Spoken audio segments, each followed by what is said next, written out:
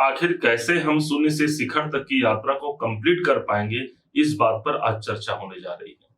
तुला राशि के ठीक छठे भाव पर 29 मार्च 2025 को शनि देव का आगमन हो जाता है। माना जाता है हर सिक्के के दो पहलू होते हैं और उन दोनों पहलुओं को समझ करके ही हम एक सही डिसीजन निकाल पाते हैं कि इस दशा काल में या इस गोचर के दरमियान कैसे हम अपने लक्ष्य को प्राप्त कर पाएंगे। कहीं पर कोई शंका नहीं है कि छठे भाव पर शनिदेव आ रहे हैं, एक अच्छा परिणाम देने जा रहे हैं, क्योंकि इस भाव के छठे भाव के शनिदेव कारक माने गए हैं और साथ ही साथ छठे भाव पर शनि का गोचर एक उपयुक्त गोचर माना जाता है।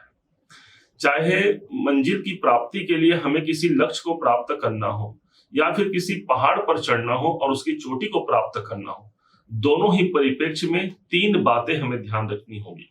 सबसे पहला है दृढ़ संकल्प शक्ति, दूसरा है धैर्य और तीसरा है समर्पण।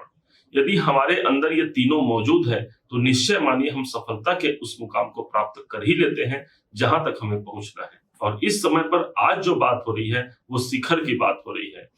यदि छोटे मोटे चट्टानों पर चढ़ने की बात आए तो वहां तक तो आपको ये गोचर वैसे भी पहुंचा जाएगा, लेकिन यदि बात है सफलता तक पहुंचने की, शिखर तक पहुंचने की, तो आप साथ में बने रहिएगा, समझिएगा कहां पर हमको चैलेंजिंग सिचुएशन आ सकते हैं और कहां पर हमारे लिए सबसे अच्छा ये सबब बन करके सामने आएगा कि हम सफलता के उस मुकाम को प्राप्त कर पाते हैं।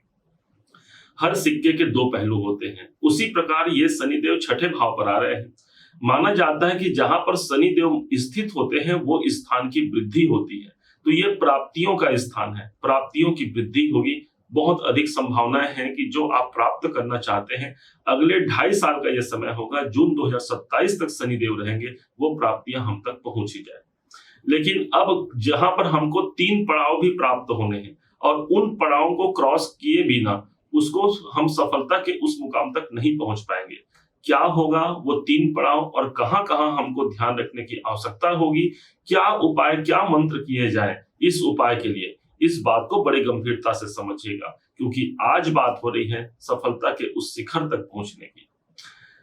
जैसे ही 29 मार्च को शनिदेव प्रवेश करेंगे छठे भाव पर, छठे भाव के ये कारक ही हो गए, एक अच्छा प्रभाव हो गया। छठा भाव जहां पर शनिदेव मौजूद रहेंगे वहां से सबसे पहला जो पड़ाव हमको प्राप्त होगा वो होगा ठीक अष्टम भाव पर। ध्यान दीजिएगा, बड़े ध्यान से समझिएगा।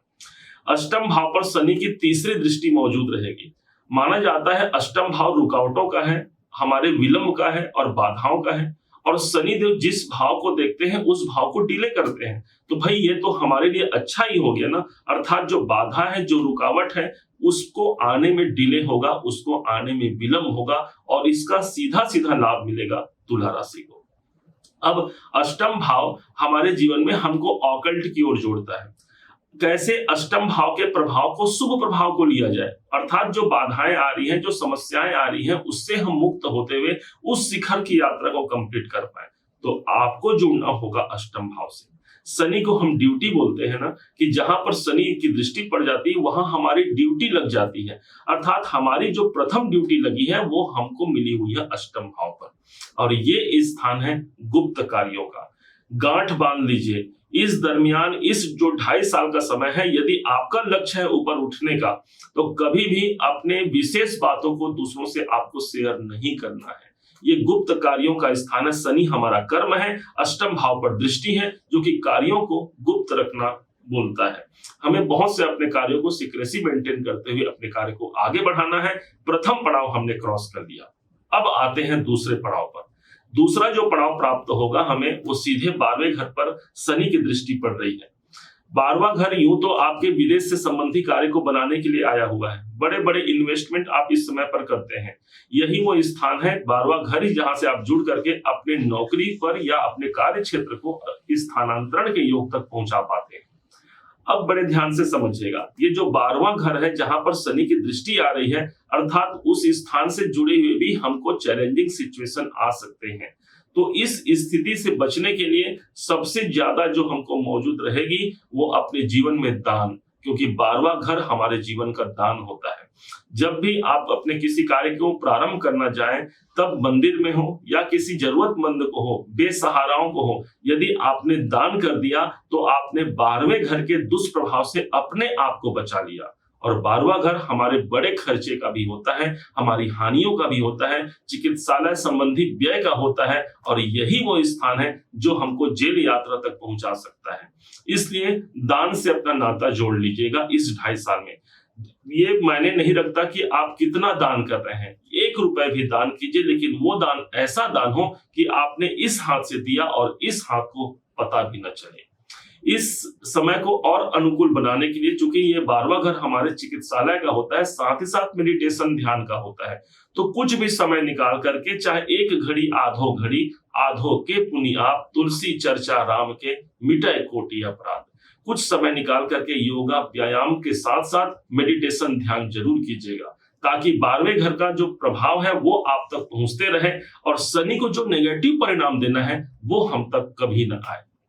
और जब इसको हमने क्रॉस कर लिया, सफलता के शिखर का हमने दूसरा पड़ाव क्रॉस कर लिया, तीसरा पड़ाव हमको प्राप्त होने जा रहा है, जहां शनि की दृष्टि पड़ेगी तीसरे घर पर, इनकी 10वीं दृष्टि पड़ेगी। अब ये तीसरा घर हमारे जीवन में हमारा उत्साह है, हमारी शक्ति है, हमारा चैलेंजिंग सिचुएशन को हम कैसे जीत पाएंगे, यही तीसरा घर है।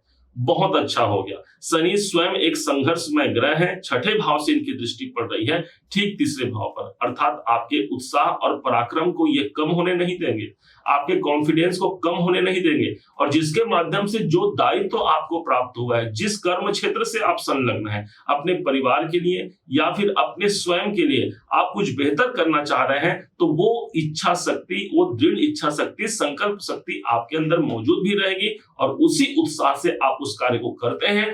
फल स्वरूप जो स्थान प्राप्त होता है वो हमारे भाग्य उन्नति के लिए सबसे बड़ी प्रबलता को लेकर के आने वाला है। लेकिन प्रॉब्लम भी आने हैं, क्योंकि माना जाता है कि शनि की दृष्टि जहां पड़ती है वहां पर डिले होता है, विलंब होता है, परेशानियां आती हैं। तो इसलिए हमको तीसरे घर से जुड़ जाना है, और तीसरा घर है हमारे छोटे भाई बहनों का। उनके लिए कुछ भी बेहतर कर पाते हैं आप, उनके कैरियर के लिए, उनकी शिक्षा के लिए, उनके दैनिक जीवन के लिए, यदि आप उनकी मदद कर पाते हैं या उनसे जुड़ करके आप रहते हैं, तो निश्चय मानिए सफलता के मुकाम को प्राप्त करने से कोई नहीं रोक सकता। यही वो स्थान है जो हमारे राइटिंग को दिखाता है, जो आपकी ड्रीम है, जो आपके डिजायर है, जो आपकी कामना है, उसको लिखना प्रारंभ कीजिए। निश्चय मानिए शनिदेव हमारे कर्म है, और जब हमने लिखा अर्थात कर्म हमने किया ना, लिखने से हमारा कर्म हुआ, फलस्वरूप हमको शिखर तक की यात्रा को ये शनिदेव के माध्यम से हम पहुंच पाएंगे।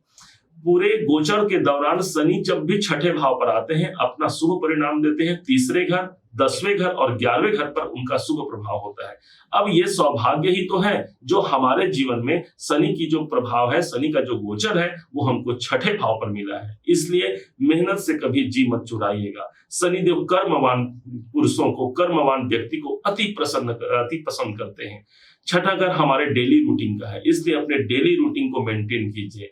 उसको जब आप मेंटेन कर लेते हैं, आपने शनि को नियंत्रित किया, शनि को मेंटेन किया, अर्थात हमने अपने कैरियर को मेंटेन किया, और उस मुकाम को हम प्राप्त कर पाएंगे जहां तक हमको प्राप्त करना है। माना जाता है होनी प्रबल है, और उसी प्रकार से कोई उसे टाल नहीं सकता। हाँ, जो होना है वो हमारे सामने है, लेकिन हम अपने कर्मों के माध्यम से और भगवान की इच्छा से, भगवान की कृपा से हम अपने कार्य को संवार सकते हैं। मुकम करोति वाचालम पंगु चढ़ई गिरि पर गहना। एक लंगड़ा भी पहाड़ पर चल जाता है, सफलता की चोटी को प्राप्त कर पाता है। एक गूंगा व्यक्ति भी बोलना प्रारंभ कर देता है, जा सु कृपा सु दयाल। ऐसे दयालु भगवान की कृपा प्राप्त करना और अपने जो कर्म क्षेत्र है उससे कभी भी मुक्त ना होते हुए आगे बढ़ने की ये सबसे बड़ी योजना रहेगी, जहां पर 2.5 साल हमारे संग चलने वाला है। उम्मीद है आप सबने इसे समझा, आप सबने इसे जाना है। यदि आपने इसे समझा है, जाना है, मेरे समझाने का प्रयास यदि आपको सार्थक लगा हो, मेरे समझाने का तरीका यदि आपको सार्थक लगा हो, तो हर बार की भांति इस बार भी अपना प्यार भरा लाइक और कमेंट करना कभी मत भूलिएगा। और हाँ, यदि अभी तक आपने चैनल को सब्सक्राइब नहीं किया है, सब्सक्राइब जरूर कीजिएगा।